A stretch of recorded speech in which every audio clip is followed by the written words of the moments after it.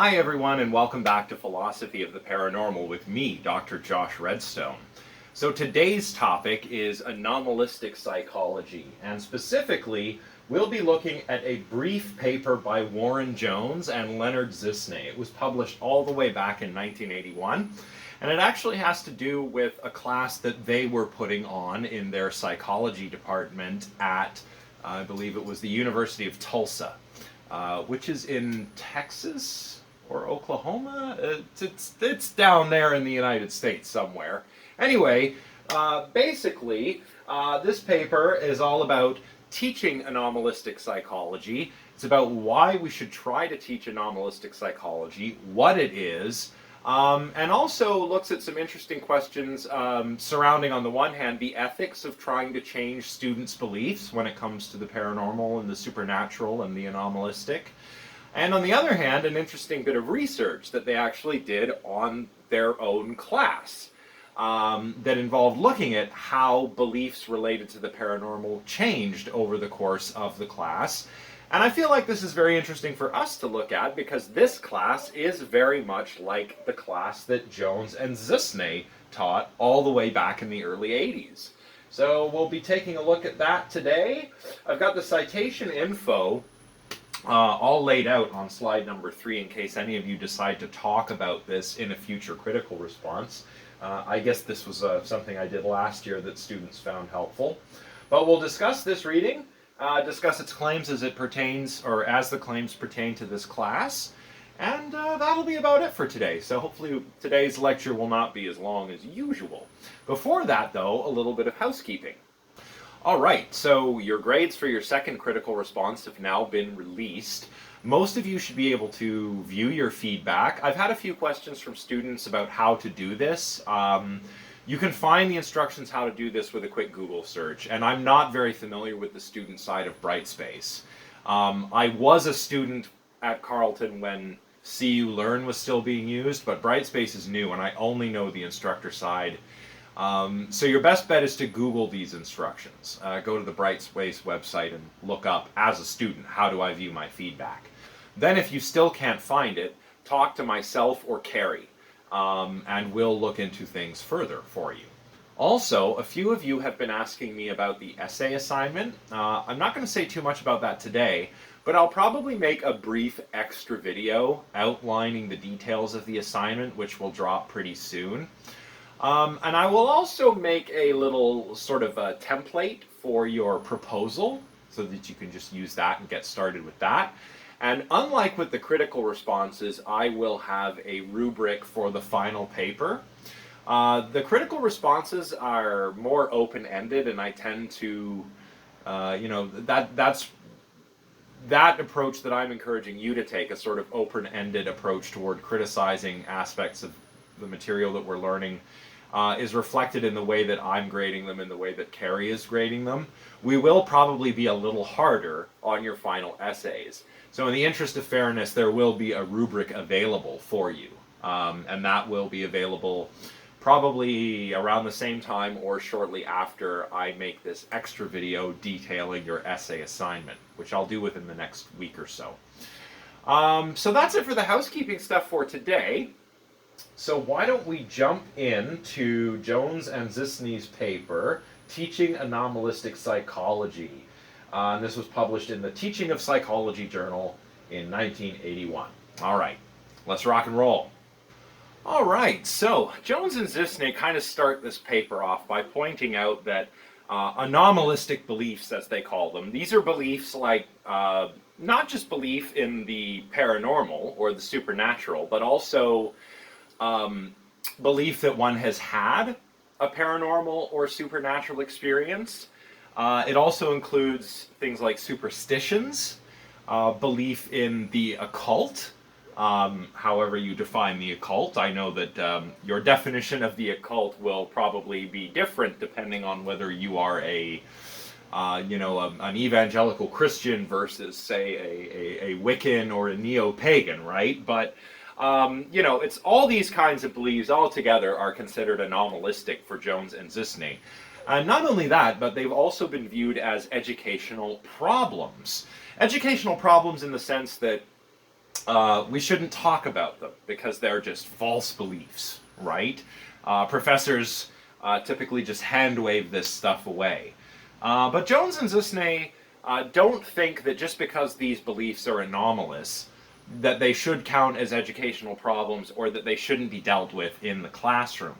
Indeed, part of the point of this paper by Jones and Zusne is that anomalistic psychology actually ought to be taught in college and university settings for 3 different reasons. So let's take a look at what those reasons are now. One reason is that many students are genuinely curious about learning about paranormal phenomena. They're curious about the paranormal and the supernatural, and they want these phenomena explained. And this is something that I see a lot of in this class, in fact. Many of you who have approached me via email or on Discord, before the class began or now that the class has underway, have expressed how, whether you believe in the paranormal and the supernatural or whether you are a skeptic, you have all expressed to me how interested you are in learning about these experiences and these phenomena, and on having these phenomena explained in one way or another. So, yeah, absolutely I agree with this reason because I've seen it myself, not just in this class, but in the previous iteration of the class. Many of my students, past and future, really are interested in this stuff and would like it explained. So that's great. But what do Jones and Zusne say about this? Well, they write in their paper on page 78, for the most part, we find questions from students about allegedly paranormal experiences to be genuine and sincere attempts at understanding. Thus, for the sake of psychology's credibility and relevance and the effectiveness of our courses, we cannot simply dismiss such questions as irrelevant or beyond the scope of psychology. If we fail as instructors to provide reasonable and reasoned answers to such questions, students will simply turn to the extensive and easily accessible occult literature for their answers. So, if you're genuinely curious, which a lot of students, whether you're a believer or a skeptic or somewhere in the middle, most of you are genuinely, sincerely interested in learning about this material. But if you don't learn about it from, a professor, you're going to go and learn about it from the internet or maybe a New Age bookstore, and those are just not as good those are just not as good options for learning things as a university course is, right? So let's teach this stuff because students are genuinely interested in it, and they're genuinely interested in it, and it is our job as educators in mind sciences like psychology to teach students about this stuff.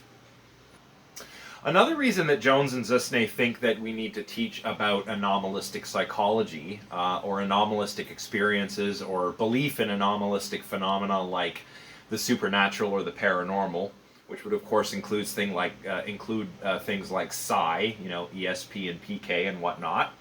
Another reason is that there are, of course, courses and degree programs on parapsychology in some universities. This was probably more true at the time that Jones and Zusne were writing than it is now. Parapsychology is kind of a shrinking discipline on its way out.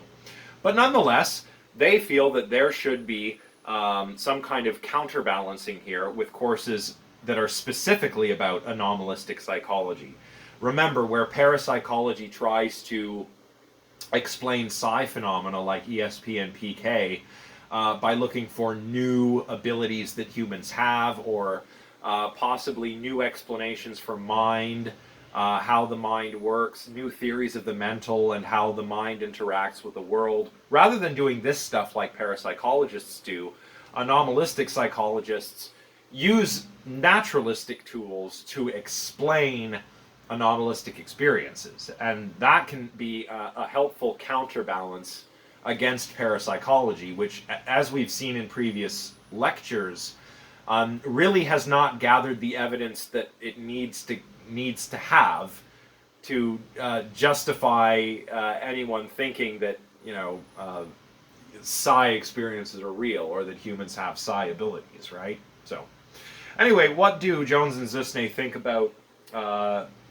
using anomalistic psychology to counterbalance parapsychology? Well, on 78, page 78, they write, the information we have been able to assemble indicates that although there are courses that are taught by departments of philosophy, physics, and others on clear thinking, fads, and fallacies in science, science, and pseudoscience, and the like, only some 12 or 13 courses in as many institutions of higher learning are taught by psychologists on topics that could be described as anomalistic psychology. So, all right, what they're saying here is that, look, we have classes that are about critical thinking, about pseudoscience in a general sort of sense, but there are not very many courses on what we would call anomalistic psychology, and that is using the tools of psychology, not parapsychology, to explain anomalistic experiences, right? So we need to do this, and we need to do it properly. We need to have proper classes on anomalistic psychology, not just general, critical thinking or pseudoscience classes. The final reason that Jones and Zusne present for teaching anomalistic psychology has to do with seeing psychology become a genuine and complete science of behavior and experience. I called psychology a science of the mind earlier, and it is. But in a very big way, it's also the science of behavior. And that's to do with the influence of behaviorism and behavioristic psychology, which went out of favor in the early to mid 20th century, but nonetheless still holds a powerful influence in psychology. So we want psychology to be complete, a science of the mental, of our experiences, but also of human behavior. But if we don't teach people about or conduct research into anomalistic experiences, if we don't do anomalistic psychology, that is, then psychology will remain an incomplete science. So they write on page 78 again, to the student, telepathy, faith healing, or psychokinesis are eminently psychological topics. To ignore the psychology of anomalies is to have an incomplete psychology. And I agree with them here. And heck, I'm a cognitive scientist. We're probably much less complete than psychology is. And we haven't even sorted out whether cognitive science is a single discipline or whether there are just cognitive sciences like psychology and linguistics and philosophy of the mind and AI and so on and so forth, right? So, heck yes, I want cognitive science to be a complete science and psychology too. So I think we should research anomalistic experiences like telepathy, faith healing, psychokinesis, things like this. We should research them. We should teach people about them. But we shouldn't get too pseudoscientific with it, which is why we should do anomalistic psychology rather than parapsychology. So let's talk about what it is exactly. What is anomalistic psychology exactly? How is it different from parapsychology? And how is it similar to other areas of psychology? So let's take a look at that now, and this all begins on slide number 7. All right, so what exactly is anomalistic psychology and how is it different from parapsychology? Well, as Jones and Zusne describe here, anomalistic psychology is really all about studying what we call anomalistic psychological states. For example, throughout history, people have experienced states that we could characterize as anomalistic or abnormal, like apparently precognitive dreams, cases of miraculous healing, sleepwalking, automatic behaviors, as well as all cases of severe psychopathology. And that's a quote from page 78 of this paper. Now, in the past, we would often ascribe to these kinds of anomalistic experiences some sort of supernatural cause, right? Thinking of mental illness, right? Nowadays, we have diagnosable categories that we place people in based upon what treatments for their conditions will be most effective. So, for example, somebody today who experiences paranoid delusions may be diagnosed as schizophrenic, for example. But in the past, we might say that it was a spirit or a demon that caused that illness, right? Even think back to the ancient Greeks who thought that epilepsy, this neurological disease which causes seizures, they thought that epilepsy came from the gods, right? They thought this was something divine. So that's just one example. You can think of many other examples. Even today, there are some Christian communities that believe in demonic possession and will do an exorcism on you. If you want to get an idea of this, you can find examples on the internet, or you can watch a classic film like The Exorcist, right? Now, eventually we would come to understand that these are abnormal psychological states, and that we could treat them. You know, epilepsy is treatable, schizophrenia, different forms of psychosis are treatable, many mental illnesses are treatable now. Not all of them are, and they aren't completely curable in every case, but we can often manage them because we understand them as illnesses with a cause, not, you know, a natural cause, not a supernatural cause. But of course there are other kinds of abnormal experiences or anomalistic experiences, experiences that are anomalistic or abnormal in a slightly different way. These are experiences that anomalistic psychology is primarily concerned with because they seem to violate our understanding of how nature works. They violate what Jones and Zusne here call limiting principles. Limiting principles like how time flows, how cause and effect work, how space works, how the natural world works, right?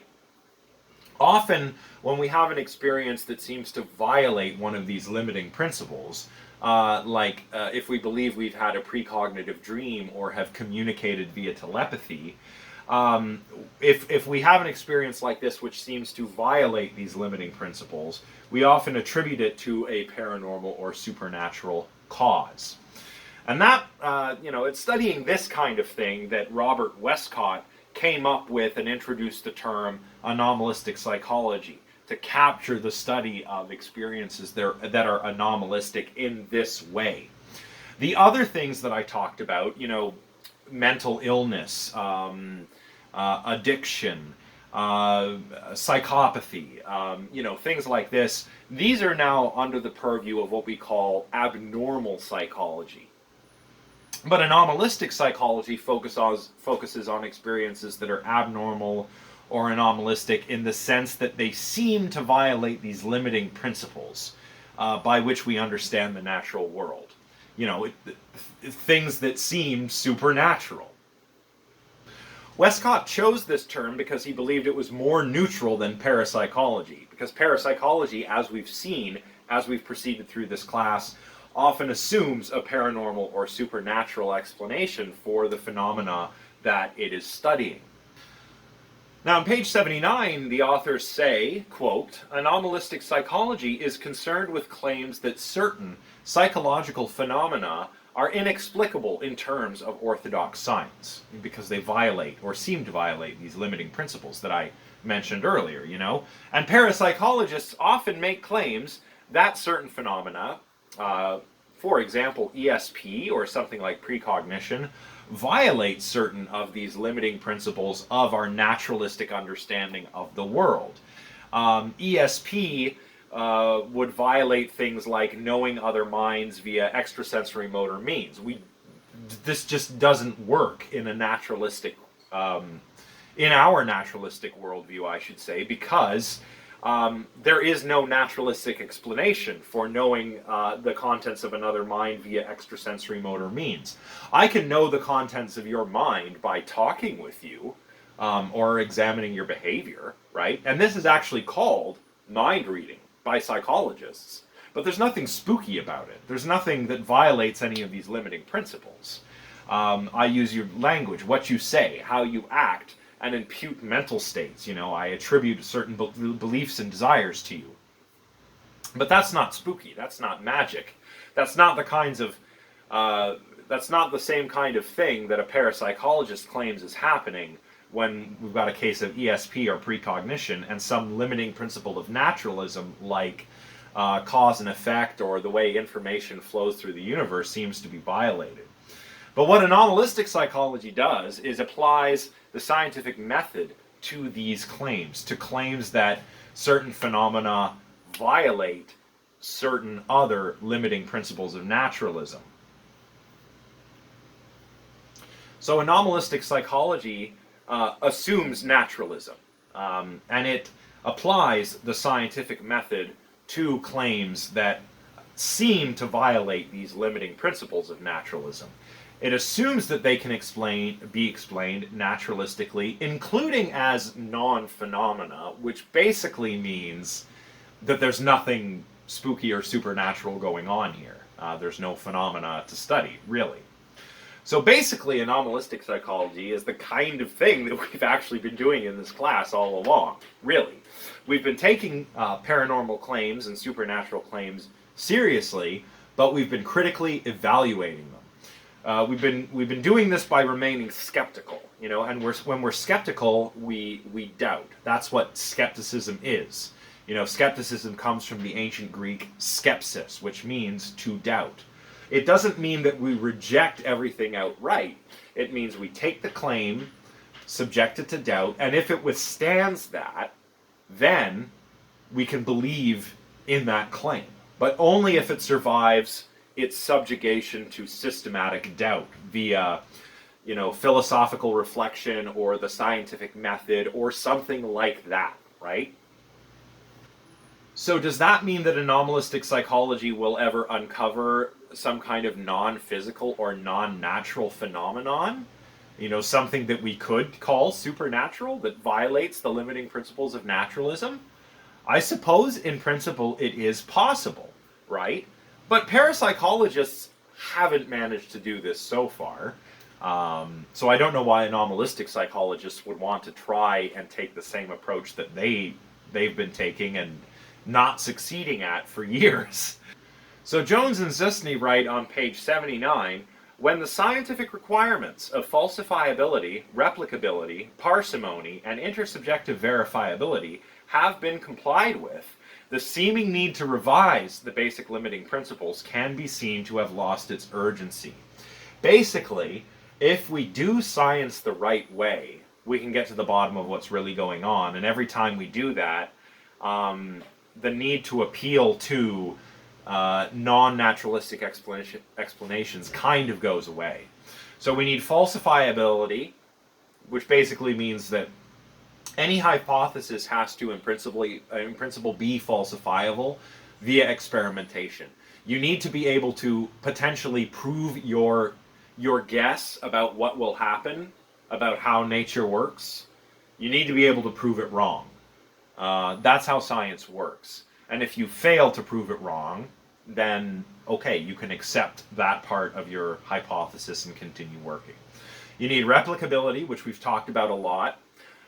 My experimental results are not enough to prove this or that claim about the world. We need lots and lots of experiments, replicated, and the results need to be consistent over many, many different experiments to accept the results as representing how nature works. Parsimony. This is a big one. Parsimony. The simplest answer is most often the correct one. That's, often how Occam's razor is given. Occam's razor is really do not multiply entities beyond necessity. But what it means is essentially you want to make up as few unknowns or include as few unknowns or new explanatory ideas that aren't grounded in anything in your theory. You want to keep your theory as simple as possible. So that's important. And intersubjective verifiability, this is more to do with the community of people doing science, peer review, and so forth. If we do all of this right, we'll find an answer, and we won't need to appeal to a supernatural or paranormal explanation. That's what Jones and Zusne are saying here. The authors also argue that all aspects of psychology can be relevant in some way to anomalistic experience. And you can get an idea of this by running through the examples on page 79, where they present a sort of outline for an anomalistic psychology book. And it touches all the different, sections and subsections kind of touch on different aspects of mainstream psychology, So if we wanted to write an anomalistic psychology book, we could, according to Jones and Zusne, include a section on psychology and the scientific method. And this would be a great place to talk about things like, critical assessment of research, of anomalistic phenomena, right? So looking at the stuff that parapsychology studies. We could have physiological psychology, and here we could look at topics like faith healing, psychic surgery, firewalking, astigmatism, altered states of consciousness, things like meditation and yoga, which are not really paranormal, but maybe somebody might have a kind of peak experience when doing these things, so we might be interested in that as anomalistic psychologists. We could have a section on perception and psychophysics, and in that section we would talk about things like stage magic, psychic performance, UFOs, maybe seances, ESP experiments, things like that. So, when we talk about perception and psychophysics, that relates to a lot of what we talk about when it comes to anomalistic experience. We could have a section on emotion and motivation, where we could talk about unconscious motivation, certain disorders, like psychosomatic disorders, sensory processing disorders, which affect how we view the world. We could talk about learning. We could talk about cognition, cognitive processes. Here we would touch upon things like different fallacies in thinking, different things like that, different responses to the subjective.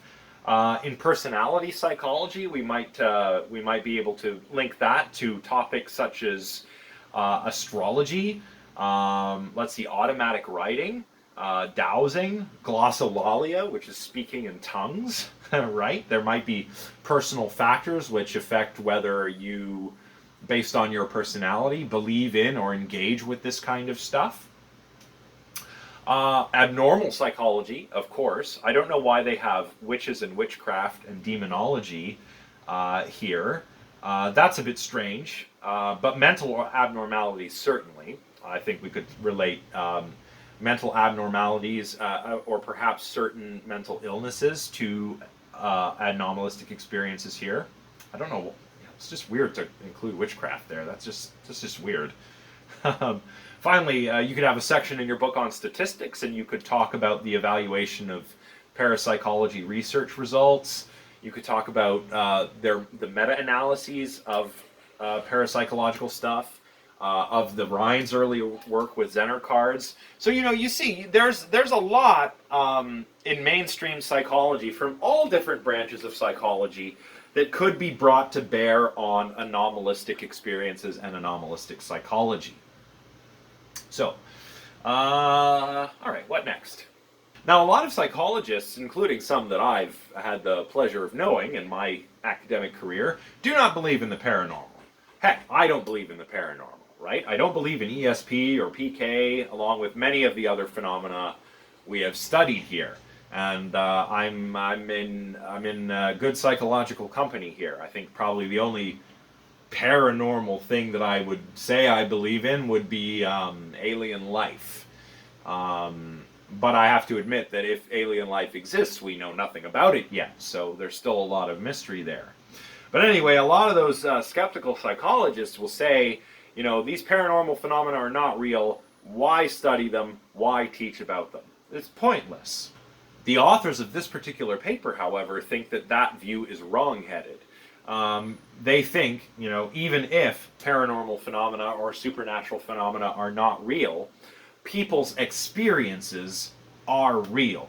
What I mean is that you may have, say, an experience where, I don't know, you believe that someone has communicated with you telepathically, right? Now, a naturalistic, anomalistic psychologist is going to say, well, no, somebody didn't communicate with you telepathically, really. But you did have an experience, and you do believe that someone communicated with you telepathically. And that's what an anomalistic psychologist would really be interested in explaining. So, Jones and Zusne say, because of this, that psychologists actually have a responsibility to understand anomalistic psychology and to be able to offer naturalistic explanations of anomalistic psychology to their students. That's what I try to do here, kind of following the example in this paper. And moreover, if you simply pass over, gloss over paranormal or anomalistic or supernatural experiences, that will not dispel people's false beliefs about these phenomena. As I said earlier, they'll just go elsewhere. They'll go on the internet, to the bookstore, find a book that, kind of, hits that confirmation bias and continue on their merry way. So, we should teach anomalistic psychology, but how do we do that? Well, let's talk about that next. We'll pick this up on slide number 10. Right, so how do we teach anomalistic psychology? Well, it can't just be all about debunking claims of the paranormal, right? We shouldn't aim to do things like antagonize people's beliefs or make sweeping claims. This is just not a productive way to do things. It might be a way that you can, get lots of views on your YouTube channel or something, but it's not how I do it. Especially not in a university class like this one. Instead of just debunking and hand-waving and all of that, what we really need to do as teachers of anomalistic psychology is show the students how anomalistic psychology actually uses scientific approaches and how it can explain, anomalous features of the psyche and anomalous experiences. Now, Jones and Zusne think that this raises an interesting ethical question. Should teachers try and change their students' beliefs about the paranormal? Well, often, they say, belief in the paranormal is sincere, and it may even be cherished. And I understand after reading your critical responses that some of you have some very cherished beliefs when it comes to what we could characterize as paranormal or supernatural phenomena. I mean, obviously, we have people who adhere to certain religions in a class this size, and religious stuff often deals with the supernatural and is, of course, something that people who believe, they tend to cherish those beliefs very dearly. So, there's a possible overlap with religious belief, or even if you're not religious, you may have had what you believe to be an encounter with the ghost of a dead loved one that perhaps means a lot to you personally, right? So is it right for me, as the instructor, to try to change your beliefs, to try to change your minds about any of these things? Well, that's an interesting ethical question, isn't it? So a lot of people might think that, education is the goal of a teacher. My goal is to educate you, not to change your beliefs. But is that right? I mean, surely the purpose of university is to get people to question long-held beliefs, to think critically, to promote reason, to eschew dogma, religious or otherwise. This is the purpose of a university education, and it always has been. It's not to get a job. Everybody says go to university to get a job. Oh man, I have 3 advanced degrees and I still make less money than my dad. You don't go to university for a job. You go to university for your mind, man. And part of the, especially the liberal arts and the humanities, part of that tradition is questioning beliefs, critical thinking, questioning your own beliefs. This is all part of what a university education is for. So in that sense, a course like this one on parapsychology, or a course like Jones and Zusne's on anomalistic psychology, it is really no different than any other course in a liberal arts education in terms of what the outcomes are supposed to be. Yes, I'm educating you, but if I'm doing that right, some of your beliefs are going to change, right? That's what education does. So Jones and Zusne here on page 80 think that, or suggest that, maybe the question of belief change in a class like this is not a matter of whether, but how.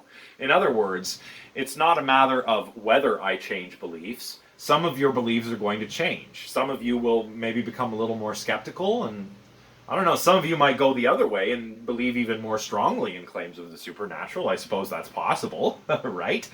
So it's not a matter of whether your beliefs will change, but how will your beliefs change in this class. And this relates back to what I said in the first lecture about this class being a kind of a safe space, right? We need to show respect for everyone's beliefs, skeptics and believers alike. So that's one sense in which this is like a safe space, right? We're not antagonizing each other's beliefs here. We're not making fun of people's like deepest personal beliefs. That's not what this class is about. It's not what any class should be about. But it also has to be a safe space for everybody to get together and think critically and question some of these things too. So we need to take an approach that reflects that. And Jones and Zusne write, quote, "Thus, an ethical approach to anomalistics would be one which emphasizes the positive traditional ideas of science, namely empirical proof, sound logic, open-mindedness, and suspension of judgment in the absence of proof." So, we don't want to antagonize or debunk. We want to avoid dogma, exercise epistemic humility, and use the tools of science. So in this class, the goal should never be to say things like, you know, people who believe in ghosts are dumb, right? No. Belief in ghosts is a thing that humans have been doing for a long time, right? Probably as long as we've been human, we've believed in some kind of spirits that populate the world. Likewise with religion, you know. You've got that kind of new atheist crowd that's all like, God's not real, you're all delusional. Like, hey, I'm an atheist too, but religion is a human phenomenon. It's a thing we've been doing as long as we've been human. We may as well try to understand it without upsetting everyone who still wants to be religious. You know what I mean? So that's what I mean. We're taking an ethical approach, trying to create a safe space where no one's beliefs are being antagonized, no people are being antagonized, but we can still come together and critically discuss the claims that all of us are interested in discussing. So that's the approach Jones and Zusne recommend, and that is the one that I'm trying to take in this class. So yeah, let me know how I'm doing so far. I don't know. Alright, so far we've seen that anomalistic psychology deals with psychological phenomena where these limiting principles of naturalism appear, emphasis on appear, to be violated. And we've also seen that there's a bit of an overlap. Anomalistic experiences encompass what I've been calling perhaps paranormal, supernatural, or occult experiences as well. So Jones and Zusne describes some data that they collected here from an anomalistics course where they examined students' knowledge and beliefs about anomalistics, the paranormal, supernatural, and so forth. And they collected all this data and they're going to tell us what happened in their class. Did people's knowledge about anomalistic psychology change, and did people's beliefs about things like the paranormal or the supernatural change? That's what we're going to learn right now. So the authors collected data from a class on anomalistic psychology, as I mentioned, that they taught at the University of Tulsa. And they used the belief in the paranormal scale, which we'll call the BPS, to measure their students' beliefs in the paranormal. They also used an item matching and completion task, which was designed by one of the authors of this paper, to collect knowledge of the paranormal. So the belief in the paranormal scale was used as a tool to determine the degree to which people believed in different kinds of paranormal phenomena.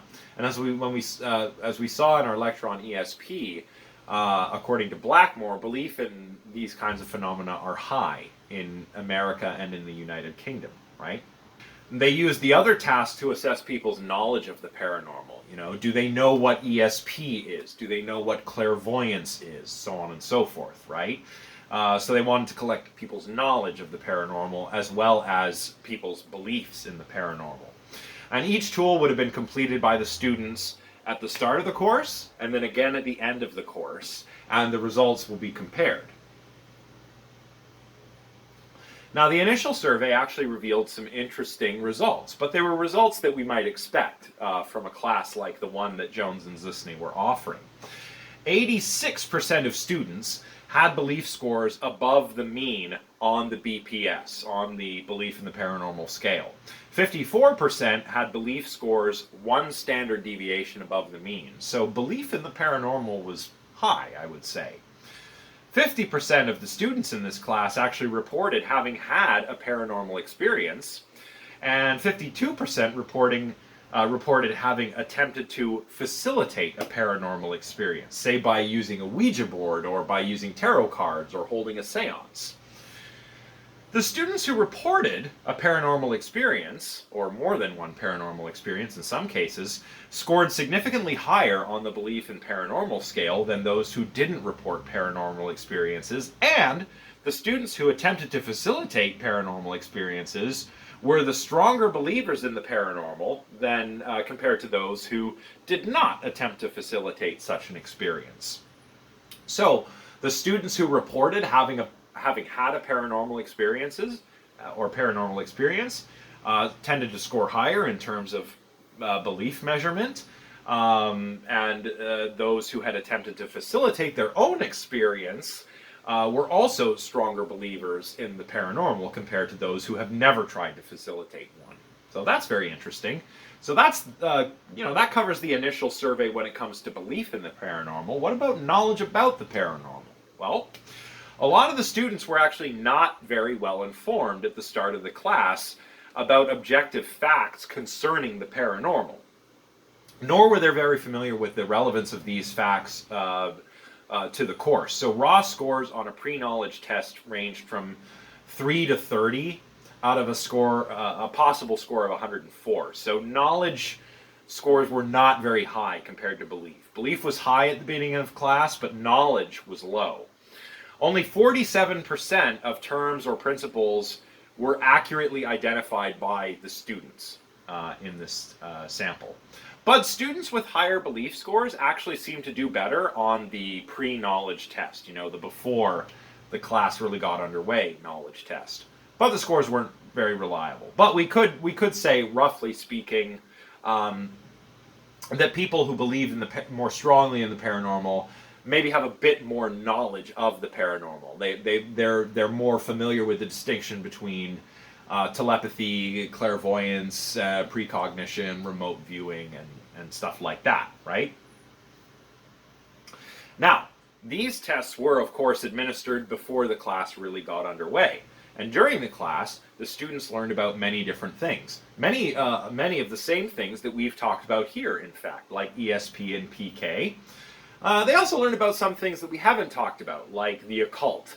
I don't know, maybe we'll talk about the occult for a special topics lecture, but we haven't talked much about it yet.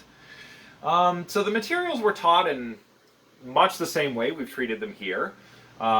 We treat the material with both an open mind and skepticism, and we focus on the principles of science like falsifiability, parsimony, replicability, rather than on just debunking, right? So then at the end of the class, after the students had learned all of this throughout the semester, they were tested again about their beliefs and about their knowledge. Did their beliefs change? If so, how? Well, let's take a look. Now, Jones and Zusne report that there was a change in the students' beliefs, according to the tests that they were given at the end of the class compared to the test scores from the beginning of class. So Jones and Zusne actually observed a significant reduction in belief scores. I'm quoting directly from the paper. A significant reduction in belief scores from pre to post test, simultaneously with a significant increase in measured knowledge level. And that's really interesting. The belief scores actually went down from the start to the end of the class, and knowledge scores went up. People believed, on the whole, less strongly in some of these paranormal phenomena, but their knowledge surrounding these apparently paranormal phenomena increased. The most extensively covered topic in the class was parapsychology, and that's basically the same as this class. We've covered parapsychology more than any other topic that we will cover. Now here, extensive belief change occurred on 7 out of a total of 8 ESP items. So there was actually a change in belief on most of the items related to ESP that the students learned about, which is really interesting. Significant changes in just 8 of the remaining 17 items occurred, and these other 17 items looked at other anomalistic phenomena apart from ESP. Now, the authors think that this means that belief change in their class was actually selective. So students changed some beliefs, but not others. The belief change wasn't sweeping. It varied from topic to topic. Moreover, belief change seemed to depend on the level of intensity at which the topic was treated, which is why the greatest change in belief occurred in the topics concerning ESP, because that was the topic that had been treated most extensively, because parapsychology was the most talked about area of interest in this class. What's really interesting is that the one ESP item on which beliefs were not significantly changed from the start to the end of class was belief in one's own psychic ability. I don't really know what to make of that, but that's an interesting finding. So let's do a little discussion. Let's look at the discussion section of Jones and Zusne's paper, and then we'll do a little further discussion on this class. All right, discussion. So how did Jones and Zusne interpret the results of their findings that are presented in this 1981 paper here?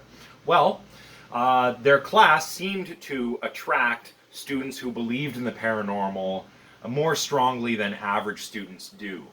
And I suspect that there's probably something similar going on in this class, actually. I'm just saying that based upon the selection of critical responses I read for the first critical response. It seemed that a lot of you do believe in some aspect of the paranormal, and that this class is interesting to you for that reason. So perhaps this class has attracted the same kinds of students that Jones and Zusne's class attracted all the way back in the day.